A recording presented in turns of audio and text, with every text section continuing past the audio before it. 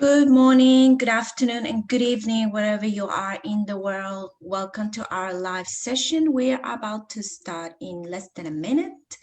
While we wait for people to join today, we're going to have a very special session with two our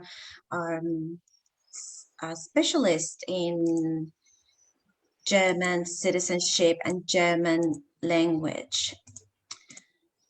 Right, let's wait a little bit for people to join and listen to our beautiful ladies today. So today we're having Catherine Kroger and also Maya Ferenc and as always, Eva Hussein, our director. Hello. And today we're going to talk about how you can master German language skills.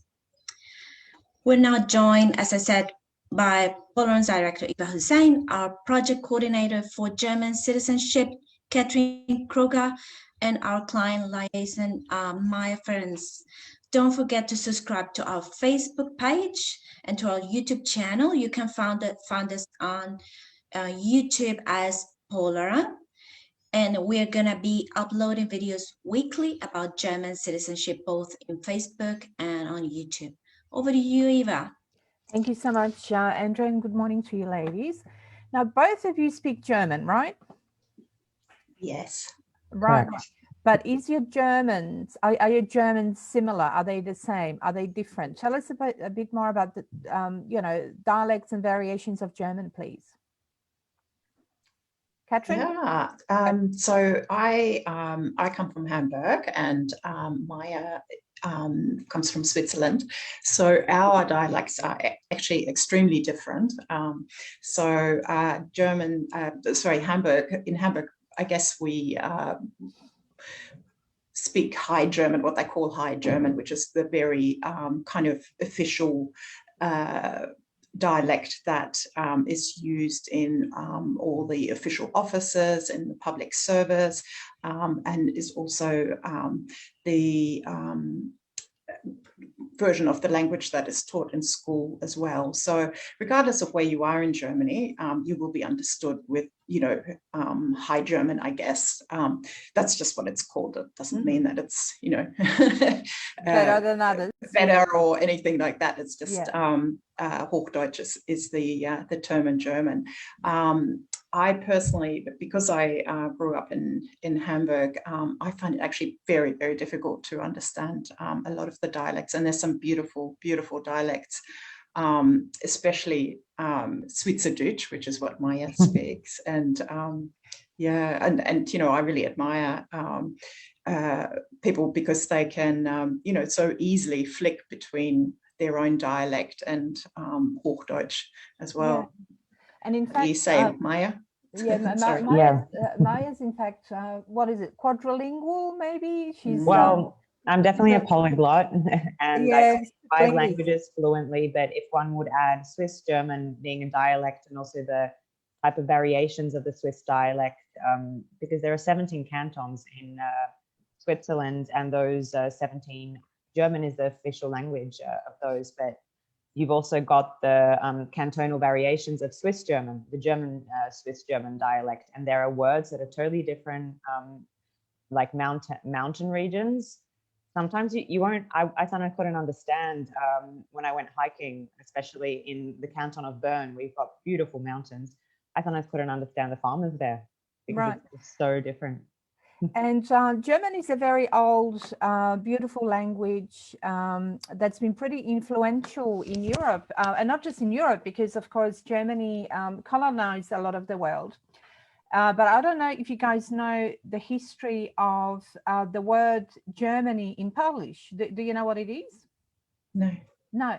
So, in many countries, Germany is, the name for Germany or for the German language is, either Deutsch or something like that. But in Poland, it's Niemcy. And the reason for that is that the language is so significantly different of the Slavic languages that they call them the language of not the dumb, but not people that weren't able to be understood or mutually understood. So when, we talk about German language in Poland and any other Slavic languages, it's about not being able to understand them at all. because linguistically, although you know, both Polish and German and English and Yiddish and all those languages, even Sanskrit, are in the same language family, they are significantly different. So I'm wondering, Katrin, if you could tell us what are some of the special features of German? One of the features I know of is that you have very long words, you have cases. What else is there that's special about German? I suppose the thing that probably trips people up when they start learning German the most is the articles. So, you know, there are 3 different, well, some people say 18 different ways of saying the Wow. in German. So there's like the very base form, which is the masculine, the feminine, and the neutral, which is der, die, das. So all nouns, like, you know, the table is der Tisch, and die Katze is the cat, etc. And so all nouns are basically divided up into masculine, feminine, and neutral. And from there, and that's you know, a little bit tricky, I guess, in French also. There is the, you know, the 2 forms of that as well. So I suppose, you know, that kind of trips people up a little bit. And in terms of, I guess, being able to learn those differences, the best suggestion I have is basically to learn the word with the article from the get-go. So don't just learn, you know, the noun table, learn, you know, the table, der Tisch, instead of just, you know, the word itself. So learn it with the article in front of it, and that's the best suggestion I can give there. So. Okay. And Maya, from memory, you were about 3 years old when you moved to Switzerland. Am I right? Did you go to Palatine? 13 actually. 13. And how did you find learning the languages? You know, you spoke English and Polish at that stage, but German is quite different. And then you have the Swiss layer of you know, onto the German language. What was the most difficult part of learning German for you? I think for me, especially in view of the fact that Swiss German is spoken in everyday life, and okay, the official language is High German in Switzerland. In messages, the letters, well, used for educational purposes, but still, so many teachers were speaking Swiss German during classes, which made it super hard for me to sort of keep up. And like, I'll give you an example. 1,000, the number 1,000. I remember in maths class, it's 1,000 in German, but in Swiss German, it's Dusig. Okay, which completely is different. Yeah, completely different. So whenever we were going through homework and going through answers, when someone said zwei Dusig, which is 2,000, I was like, I can't follow. Is my answer wrong? What I can definitely say is I learned a lot was learning with flashcards and just sticking notes on various objects at home, and Mum was helping me with that, with the article. So as Katrin said, beneficial if you just memorize it, retain. Altogether. So how long did it take you to master German? Well, I must say I do have a sort of a talent, I'd say, for languages. So within 1.5 years, and I was learning it quite intensively. I was exposed to it every day, and just being surrounded by and hearing it, and having the opportunity to practice 1.5 years. Took me 1.5, yeah. Yeah. So I guess being immersed in the language, and this is a question to both of you, being immersed in the language is one thing because it's an active, you know, participation where you hear it every day, whether it's a shop or the TV. But when you're not living in a German-speaking country, how do you maintain the level of German that's good enough or active or you know, alive? I'll start with you, Maya. How do you practice your German? What do you do? Well, I still keep in touch with friends from Switzerland, obviously, and also I text with them via Facebook Messenger. I just make sure to stay in touch, and I sometimes read the news in German, but that's in High German. So I do still maintain to some degree, my Swiss German and German because I actively want to. And I think even a 1 hour, 2 hour conversation with someone, you know, who speaks the language. Brings it back. Yeah, definitely. And what about you, Katrin? Because you came here at the age of 15, I think. So I know it seems like yesterday, but it's been a while. And I know that you have children. Do you speak German at home firstly, or and do your kids speak at home? How do you promote language learning? Because being bilingual is so beneficial. And I think it's only now that we're discovering really the science behind how good it is for our brain, you know, with things like dementia, things like that. Certainly people that speak multiple languages have higher capacity for thinking and all kinds of things. So what do you do to keep your German nice and fresh? And also what happens at home? Yeah, I have to say at home, I'm ashamed to say I haven't been as strict in that regard as I probably should have been. So, but I'm hoping that my kids have kind of picked it up by osmosis a little bit. So, right. In terms of keeping up your language, yeah, you know, it's definitely a struggle if you're not exposed to the language on a day-to-day basis. You do forget things, and I think for me, the most beneficial thing has been the internet. Really, you know, we're so lucky to have that resource. We have, you know, we can read the news in German. You can, you know, listen to podcasts. Audible books, you know, anything like that. And I think that's, you know, just incredible. And I think, yeah, you know, just as an example, and don't discount movies. I think, you know, just watching a movie in German is just so amazing. I mean, just as an example, you know, Holland and Germany are, you know, two neighboring countries, and the Dutch are absolutely incredible at English. They are totally fluent, every single child is, and Germans tend to not be. And the only difference is that in Germany, movies are actually dubbed. So in other words, the language is, you know, is spoken in German over the top of the existing movie. Whereas in Holland, I guess because the country is smaller, they don't tend to do that, and they don't have the market. So, you know, everybody watches movies in English, and, you know, even if it has subtitles or whatever, just being exposed by, you know, to the way the language is spoken, etc. It's made such a massive difference to, you know, children in Holland being, you know, bilingual from the get-go. They're just incredible. It's a very interesting point, because you can expose yourself to a language through lots of different means. And nowadays there's technology, there's internet, as you said.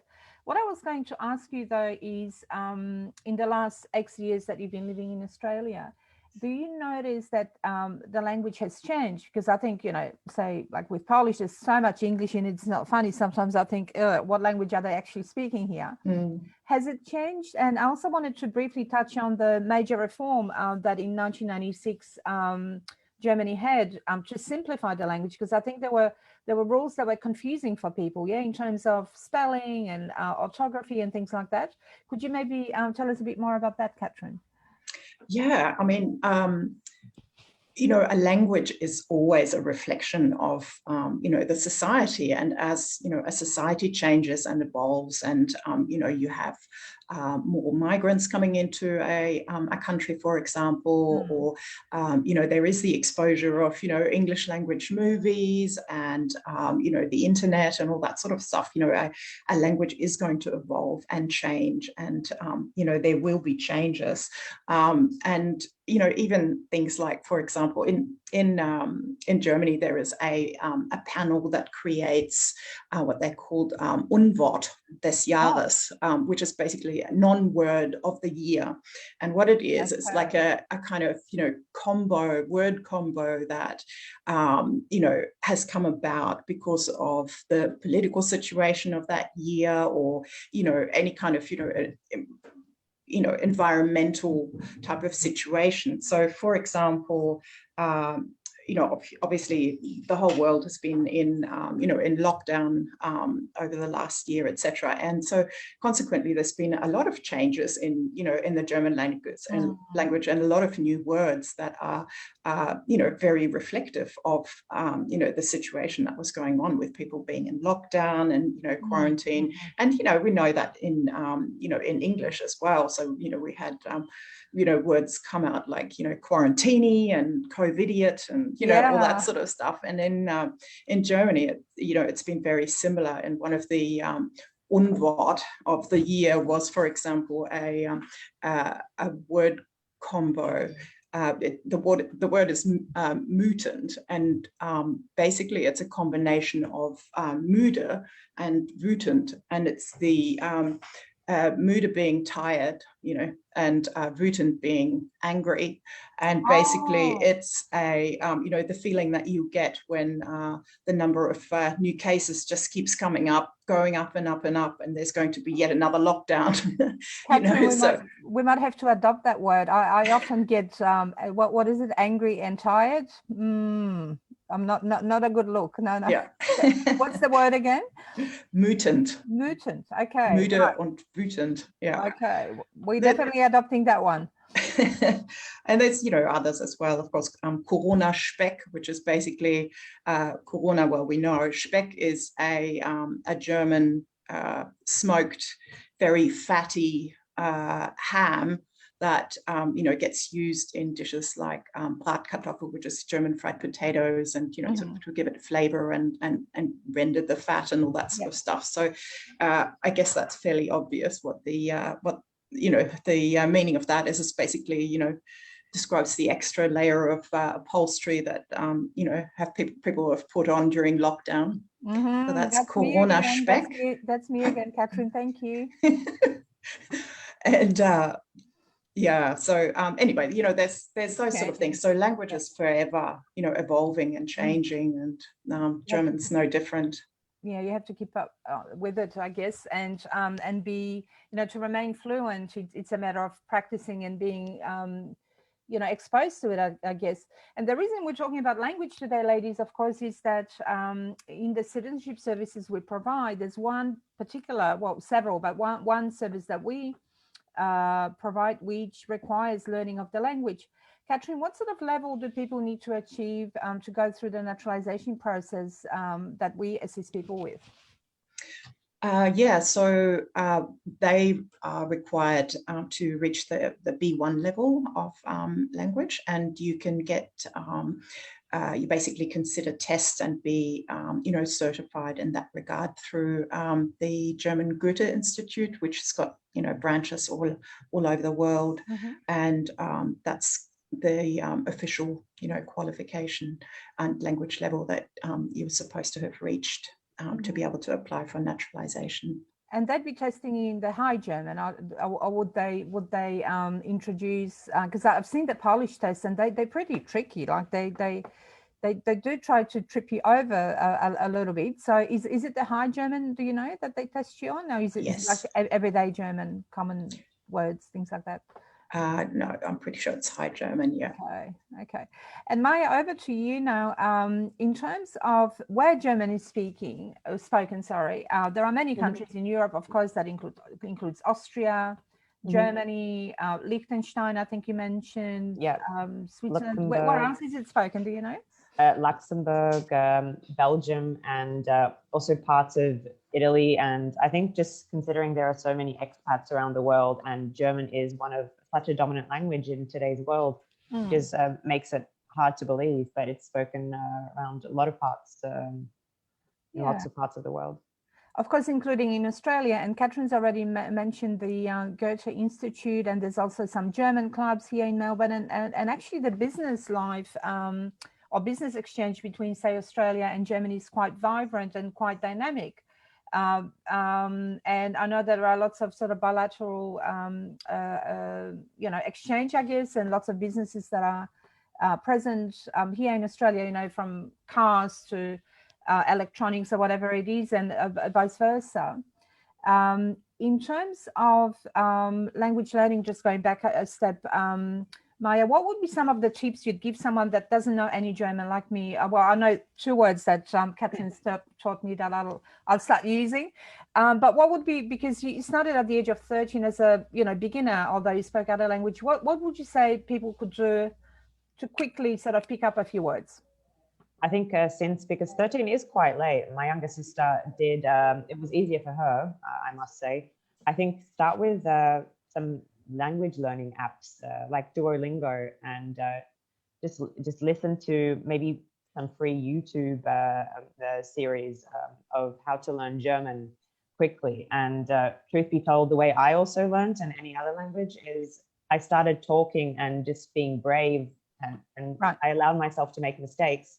And if I didn't know a word in German, then I would be asking the person, can you tell me what this word is now in German? And then if I didn't know the next word, I would say, can you tell me what this is in German? And then I quickly memorized the words that they had told me what it is. And yeah. You also mentioned putting sticky notes all over your house, so that every time you're talking about milk, you can use the German word, especially if you have kids. I think it can be such a fun activity. And of course, with language learning, as you said, a lot of it is just about confidence and going with your gut. Like most people, you know, when you're learning a language, they're not going to make fun of you, well, hopefully. And if you tell them that you're learning the language that you're trying, they'll help you. And I think, you know, because I still keep in touch with a couple of Polish clients, and I think once you build that confidence of knowing the grammar, which is in German, it's quite complex compared to some languages, certainly. Then you can fill it in with words that come from, you know, vocabulary, right? But I think for a lot of people, the main barrier is that confidence of not sounding stupid or you know, not sounding like a child. And I think when you're a child, you don't care. So you just say it, and, you know, through correction, you're going to get it right. But as an adult, it's a little bit different, a little bit harder. And you already said that at the age of 13, you start second guessing yourself. So my advice would be just to, you know, kind of go with your gut feeling. Hopefully nobody laughs at you. And just try and surround yourself with the language. So whether it's films, as Catherine's mentioned, there's so many resources like online, YouTube tutorials, books, podcasts, like you know, opportunities are immense nowadays, and you don't actually physically need to attend classes. But what I find is that when you amongst other people, whether it's, you know, online or otherwise, it's easier to learn, because you can see that other people are struggling with the same thing as you are, right? Yeah, correct. What else I used to do is, because I'm a avid book reader. I always loved reading books. It sounds crazy, but what I used to do is take a novel, a German book, all in German, and take a English-German dictionary, and every single word that I didn't know, I was underlining it and looking it up in the German-English dictionary and translating it. And so every single page had a lot of notes and the individual translations. Yep, I was really dedicated. Yeah. I mean, that's also a way. And speaking of translation, that's something that Catherine can tell us a little bit about, because I know that in your previous life before joining Polaron, you did translation. German is not one of the languages that's super popular in Australia for a couple of reasons. One is that most people that have immigrated here speak English, but also the numbers aren't that great, certainly compared to, say, after the war. So translations that we do, you know, in the other side of the business are mostly for aged care, because there are many elderly, you know, German speakers who might, you know, as they get older, revert back to their mother tongue. But Catherine, how difficult is it to translate from English to German, German to English? Are there any challenges that you could tell us about? So my specialization was from German into English only, not the reverse. But yeah, I think there are certainly, you know, phrases and what they call false friends, you know, that can trip you up. I'm trying to think of one at the moment. That's all right. It'll come to you. But yeah, sorry. I think one of the challenges that I know of with German, and not necessarily into English, but into German, that it expands a lot. So you translate and you end up with like 20 or 30 or sometimes 50% more, because some concepts need to be explained, and otherwise it's a more wordy language. Yeah, would you say that it's more sort of flowery and more, it has more maybe adjectives, and is it more descriptive, like as a language compared to English?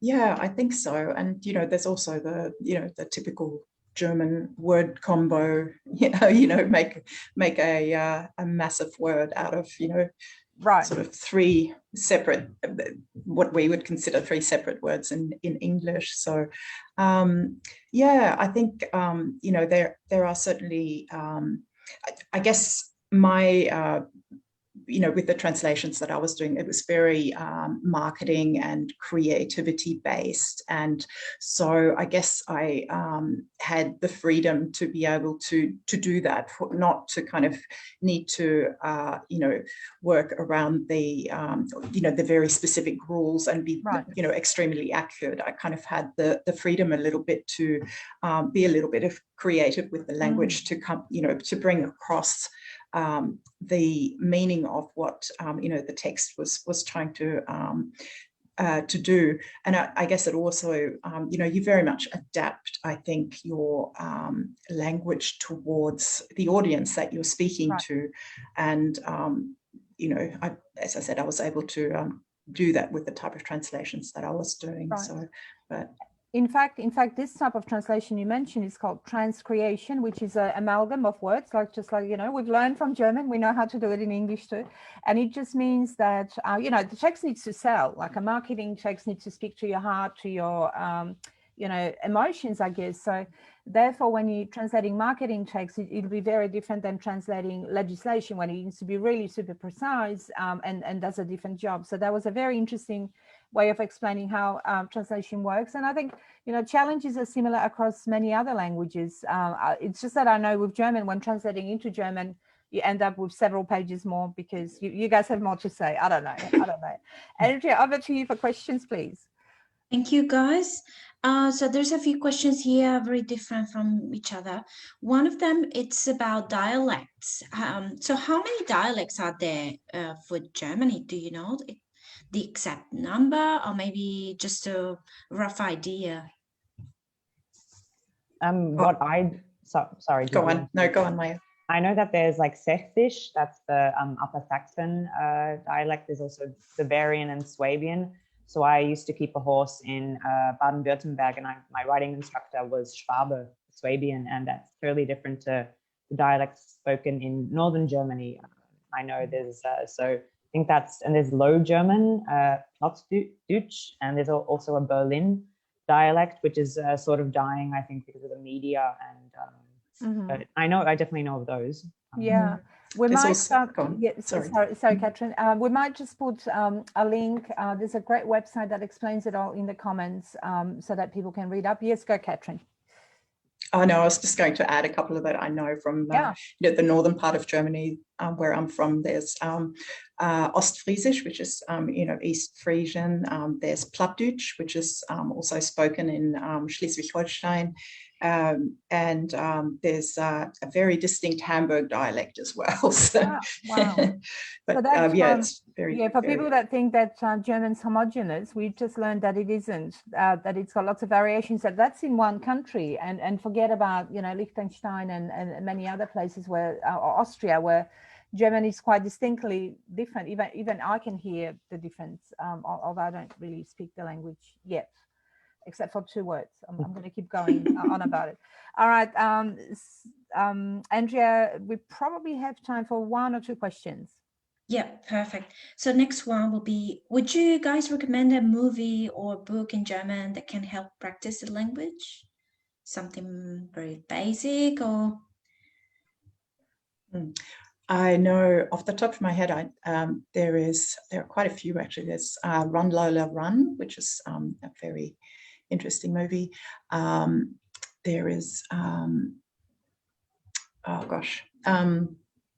again, that's something we could actually post on the Facebook page, just a list. There's actually, I know that if you search German movies in IMDb, which is the movie database and rating of movies and stuff, there's, a lot.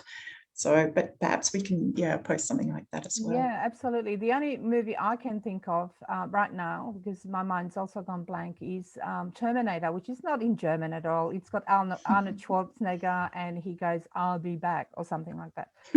So don't watch that. Maya, what sort of TV channels do you watch, or what news outlets? Would it be like Der Spiegel, or is it something? You see, I'm showing. Yeah, Der Spiegel, or I used to read Blick am Abend. That's Switzerland's like sort of news channel. And when it comes to TV shows, I used to watch programs like Pro7, RTL, But I guess what I can definitely advise is find some German series on Netflix or a movie and put on subtitles in English so you can sort of follow and become acquainted with the language. So it's audio-visual learning. I think it's one of the best ways. Great. Well, ladies, it's been a pretty eclectic and interesting conversation. I have learned a lot, so thank you for sharing your knowledge. I think we're going to continue this conversation so that people can actually get into the languages. I think it's a beautiful language of Goethe and poets and writers, and you know, to be able to read it in not in translation but in original would be a dream of mine. Maybe one day. But as both Maya and Catherine said, it's a challenging language in that it's very proper, I think, and there's a lot of grammatical features that maybe don't exist in other languages, certainly not in English, which is kind of, you know, the basic level of English. To learn that is quite easy in a way. With German, you've already got quite a few tips, and we'll put you know, list of dialects and where German is spoken, as well as some tips on what to watch, what podcasts to download, and what news outlets to you know, to get access to. So other than that, thank you very much for sharing your knowledge and your morning with us, and thanks, Andrea, for facilitating the session.